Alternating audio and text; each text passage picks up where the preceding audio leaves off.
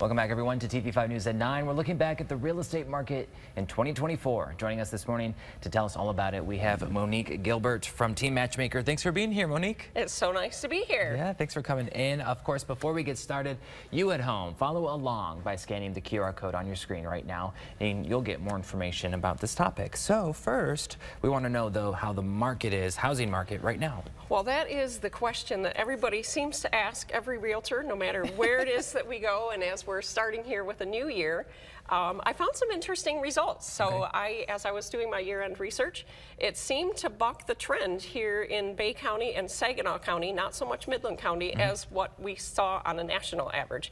So some good things. So nationwide, the average price for homes went up by about 4%, which is pretty typical. The average home sale price is $412 across the country.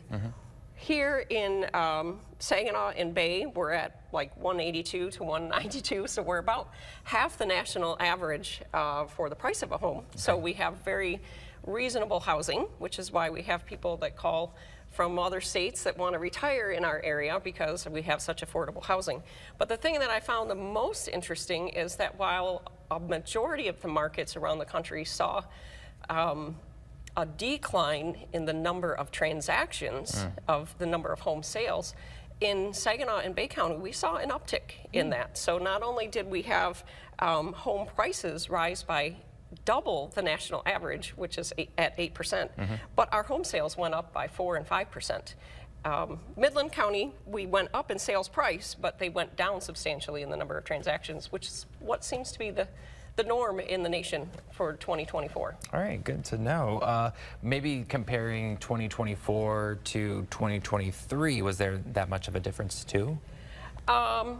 Yeah, so that's what, when we're looking at those comparisons, most definitely. So the average, on average, like I said, is about 4%, but we were up by 8% in the average price, 4 and 5% in the number of transactions, which is, which is great. Far different than market than what we saw like way back in COVID, which 2020, right? That was very different for us in a crazy market. But I think lots of encouraging signs because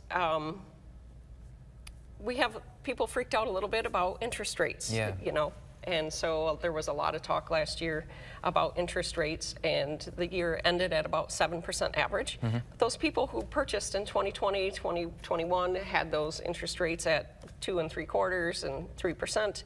It's a big difference, but historically speaking, it's a good interest rate, and people have way more equity in their homes now than what they did, let's say, before the last housing crash, which was a bad thing. People had only about 20% of people had equity in their homes, and now we have about 65% of people have equity in their home, which is a great thing for the housing market.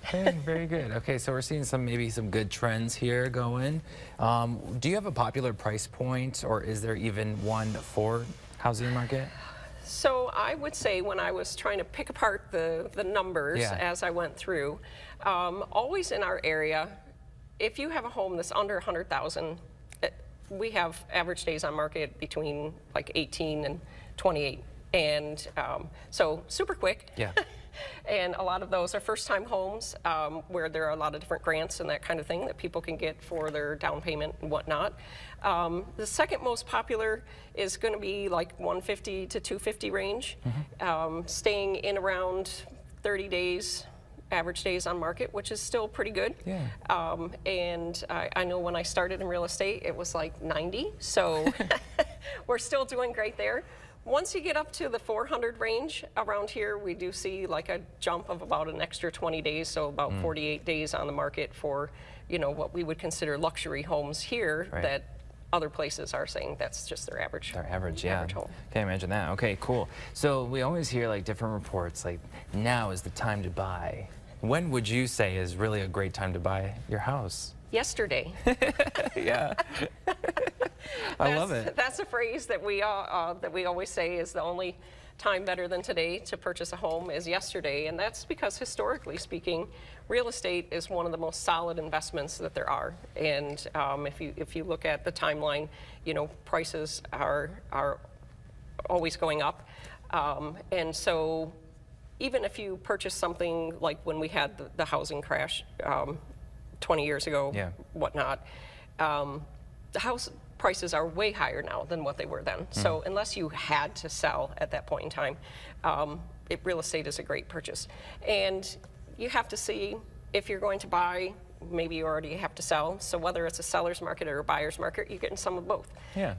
So it right now is a great time to buy because we have some decent inventory, but we don't have a huge number of people, you know, looking. So we're not fighting so much over Right. that house of your dreams that comes on the market. You won't lose out your offer to someone else. Hopefully. Sometimes that happens. We are still having that happen in certain price points. Yeah. Under 100 and probably between 150 and 250. Okay. But not crazy like it was, you know, a few years back. Very good. Monique, thank you for coming on. Anything else you want to add before we go?